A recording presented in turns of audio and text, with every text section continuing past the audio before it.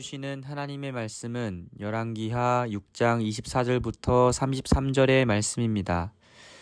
이후에 아람 왕 베나닷이 그의 온 군대를 모아 올라와서 사마리아를 에워싸니 아람 사람이 사마리아를 에워싸므로 성중이 크게 줄여서 나귀 머리 하나에 은 80세겔이요 비둘기똥 4분의 1갑에 은 5세겔이라 하니 이스라엘 왕이 성 위로 지나갈 때에 한 여인이 외쳐 이르되 나의 주 왕이여 도우소서.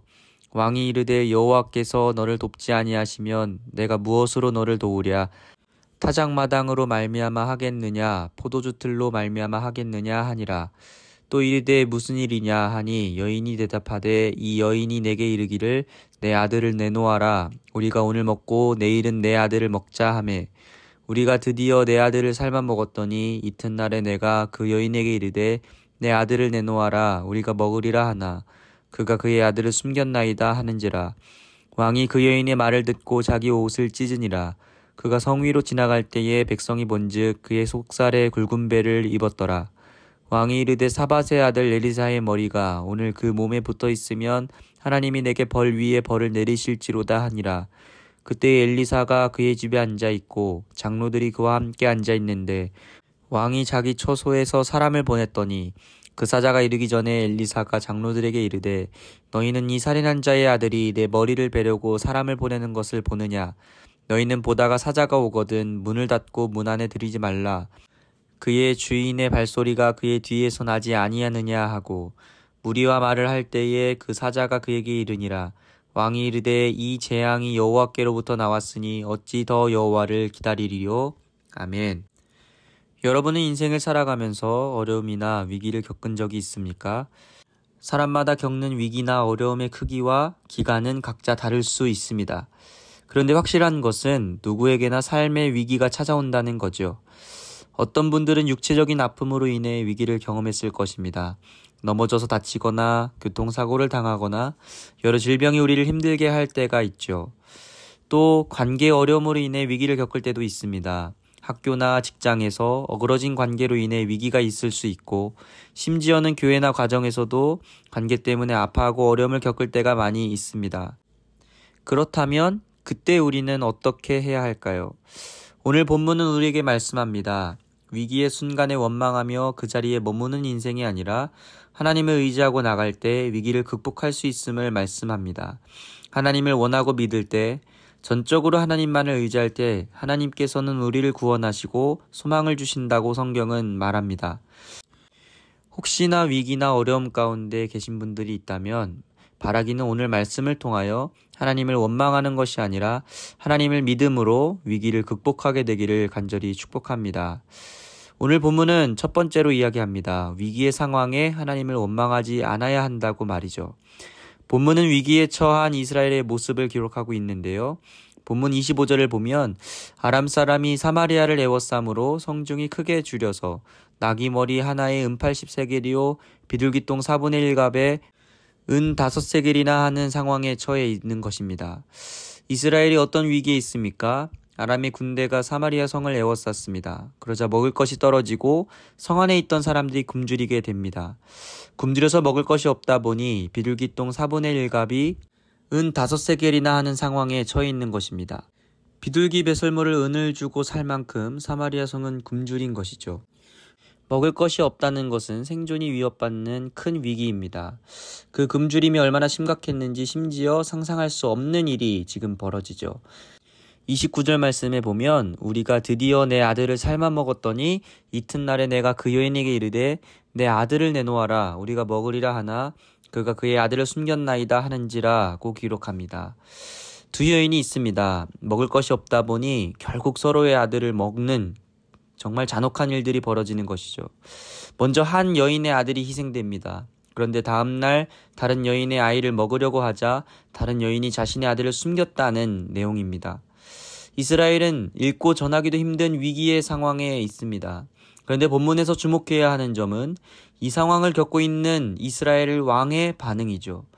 온 이스라엘이 굶주림과 죽음의 위기 앞에 있을 때 이스라엘 왕은 어떻게 반응하나요? 위기의 상황에서 하나님을 원망합니다. 27절에 왕이 이르되 여호와께서 너를 돕지 아니하시면 내가 무엇으로 너를 도우랴. 타작마당으로 말미암아 하겠느냐 포도주 틀로 말미암아 하겠느냐 하니라. 왕은 아들을 잃고 자신에게 도움을 청하는 여인에게 말합니다. 하나님께서 가만히 계시는데 내가 너를 어떻게 돕겠느냐 라고 말하죠. 심지어는 하나님의 선지자 엘리사를 죽이려고 합니다.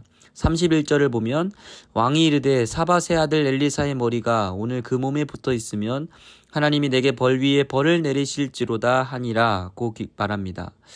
이스라엘 왕은 위기의 상황에서 이 모든 재앙을 결국 하나님 탓으로 돌리고 있는 것입니다. 심지어 엘리사 선지자를 죽여 백성의 원망을 없애고자 하는 일을 계획하죠.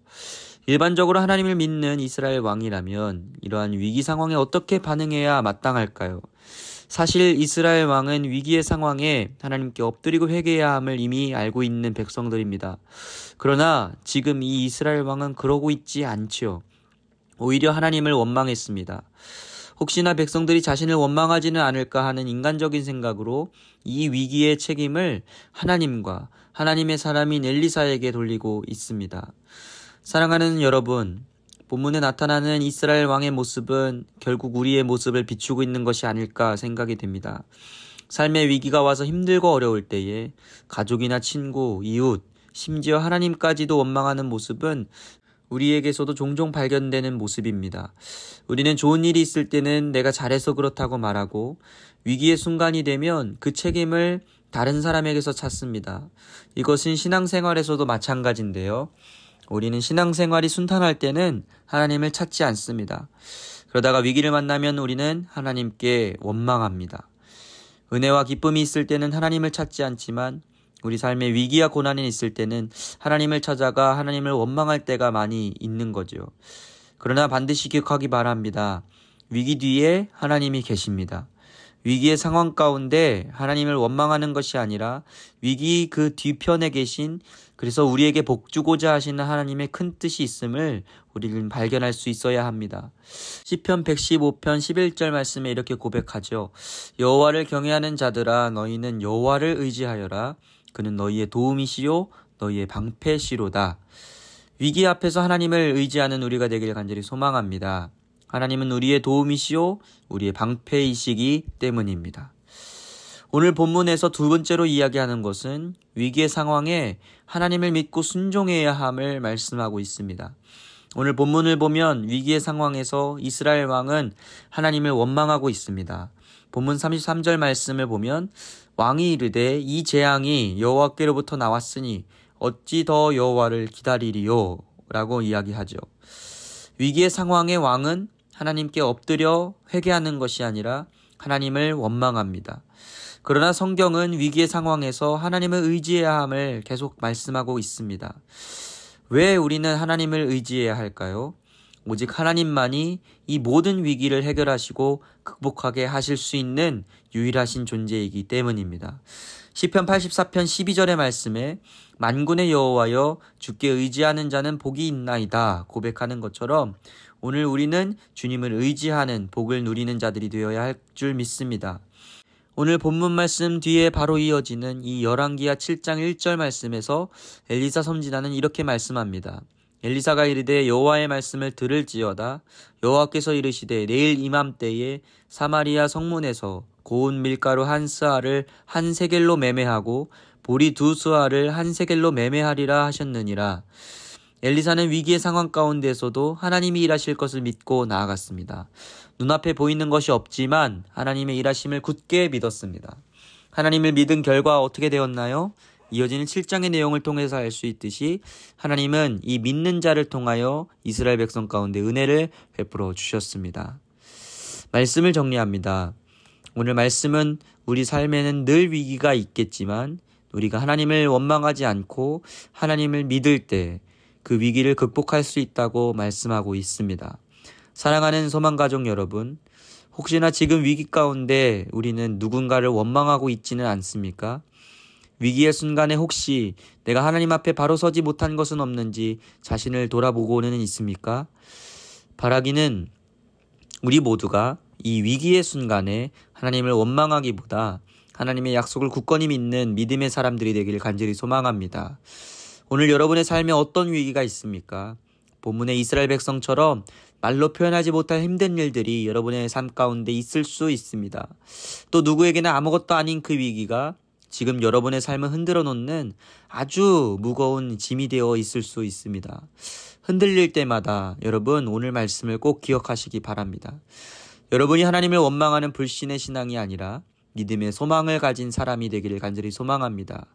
그래서 이 시간 우리가 주님 앞에 이 말씀을 붙들고 또 오늘 하루의 삶 가운데 그 말씀을 살아내는 그런 모든 시간 속에 여러분의 상황을 다 아시고 인도하시는 하나님의 뜻을 깨닫고 기도하며 오늘 하루 여러분의 삶에 하나님의 은혜와 평강이 가득하여 우리가 더욱 어려움 가운데에서도 하나님을 의지하는 그런 귀한 믿음의 삶을 살아내길 소망합니다.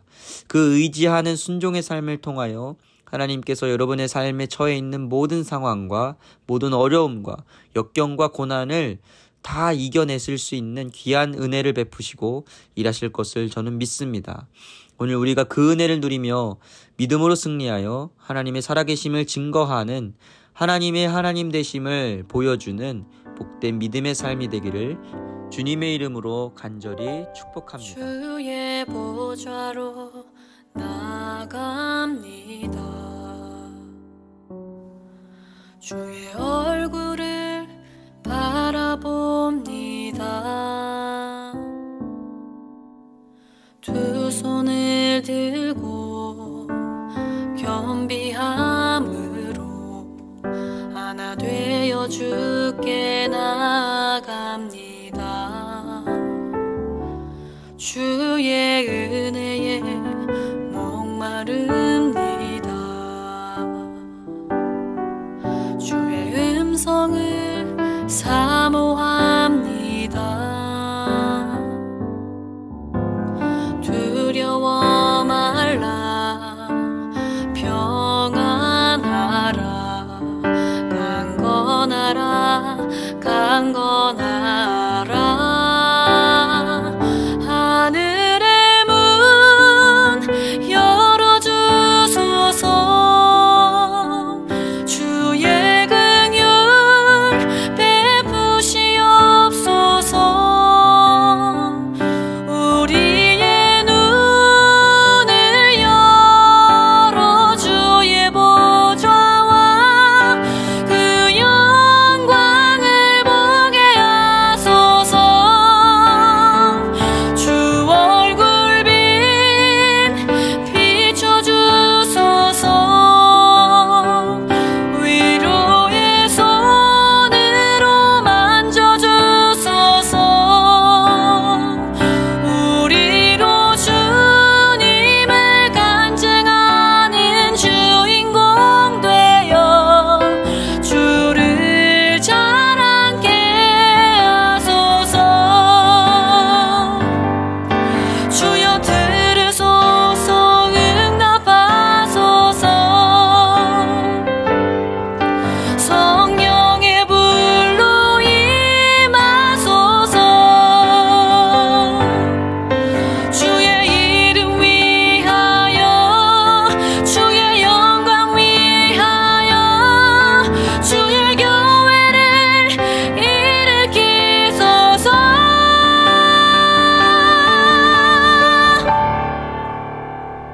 하늘